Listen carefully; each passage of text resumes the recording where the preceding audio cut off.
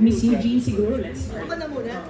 Ang ganda ng tanong, thank you. Ang hirap ng tanong because bawat act, iba yung nararamdaman ko eh. You know, personally. Parang minsan, gusto kong makakita ng napaka-talented.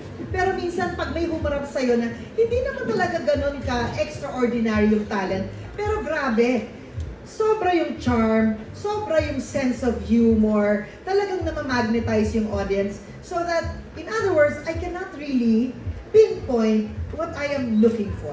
Most of the time, it's gut feel. And most of the time, I go to the basic, which is, masarap ka bang panoorin? Alam mo yung gano'n. So, that's what I think. That's what I observed from the past tapings that we already had. Hi, good afternoon.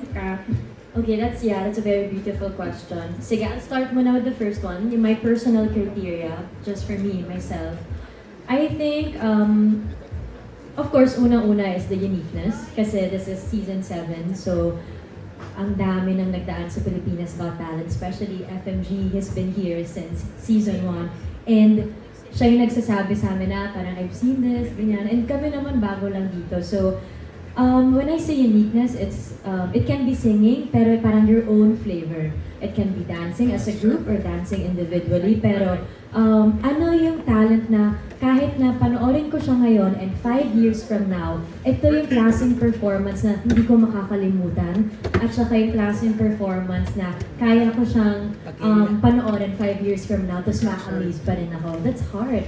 Kasi diba ang daming pwedeng kumanta, sumayaw, or kung ano mang acts na pati kami na surpresa pwede nilang gawin. Pero parang ang hirap ng performance na tatatak sa'yo and some performance na mag-represent sa Philippines, di ba? So it's really hard. And pangalawa siguro yung uniqueness and then of course talent. We're looking for all kinds of talent, kung ano man yan. And pati kami mga judges nasusurprise na kanya-kanyang talento ng mga Pilipino, lahat ng kalokohan na naging talent. Ang interesting niya panoorin. So every time nandito kami to tape, para kaming, akala ko medyo chill lang siya eh. Since nasa studio, pero it's draining, emotionally, all emotions. Parang lahat ng tao makakausap mo and it's different when you're up there and makikita mo siya ng malapit, yung mga nag-perform. And lastly, siguro I'm looking for parang your passion, just like us artists, di ba? Iba siguro, if yes, you have a talent, but it really, parang iba yung nabibigay ng fire within you, your passion.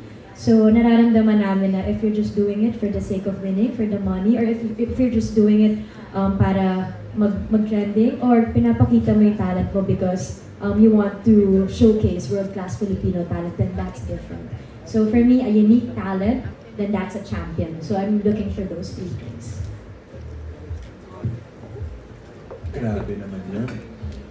First of all, before I answer the question, gusto ko lang sabihin, ang ganda-ganda ng trailer. First time namin mapanood yun.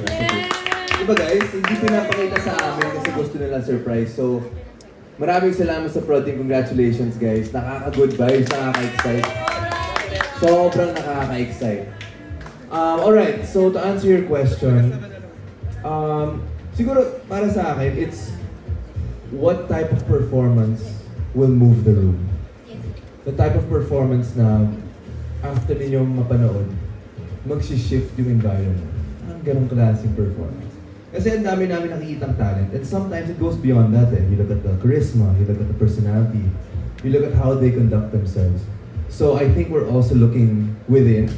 Yung nakikita natin na gaano ba kalala yung fire nila.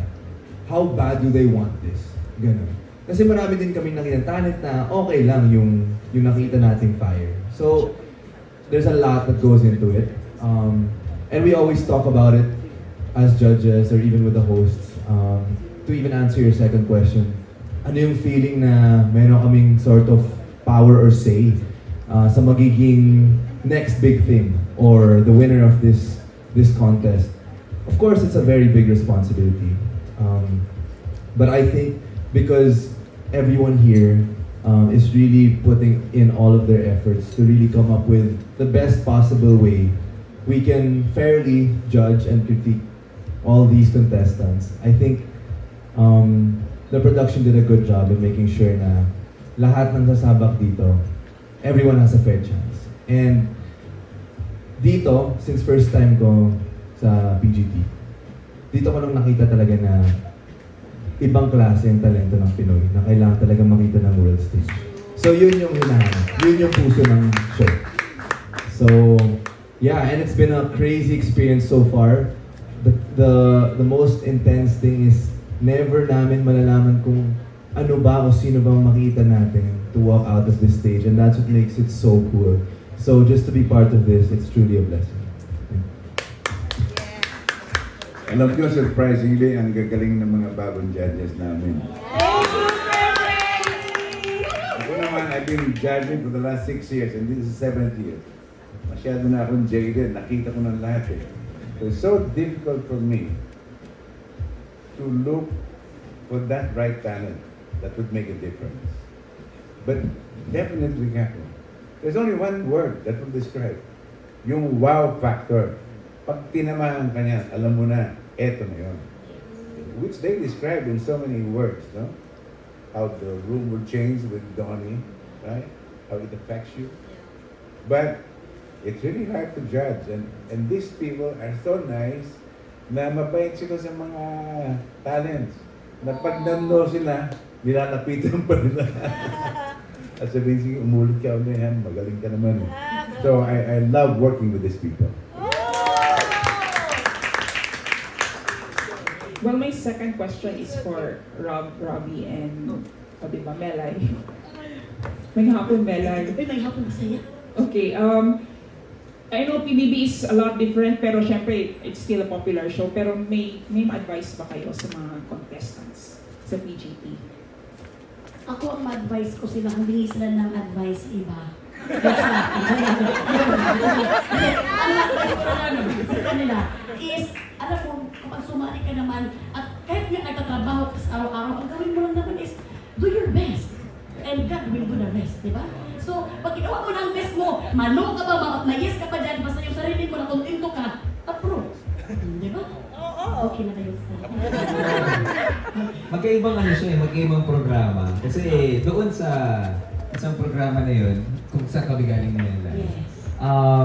Sobrang, alam na namin kung paano. Hindi naman namin sobrang alam kung paano yung formula, no? Pero, doon kasi magpapakatotoo eh, di ba? Dito, yes, kailangan magpakatotoo, pero ipakita mo yung galing at talento mo. Dahil haharap ka agad-agad sa power judges natin. At kailangan mo ako ng yes. And I think, kailangan maipakita yung galing at talento ng Pinoy. That's the basic component. Okay. Siguro kung hindi kayo PGT host, if you were contestants, ano pa yung talent makita namin sa inyo? For fun lang. Ako That's my siguro, last question. ako siguro ang gagawin ko, sing and dance with a twist. Paano yung twist na yun? Habang nagsaswimming. Serena? Saka nga, pero gagawin mo talaga ang best. May rehearsal ka to the kuanan kasi syempre hindi ba basta-basta ang mga judges natin. So, kailangan mo lagyan ng twist. Para talagang ma-amaze, mapasabi talaga si FMG ng wow.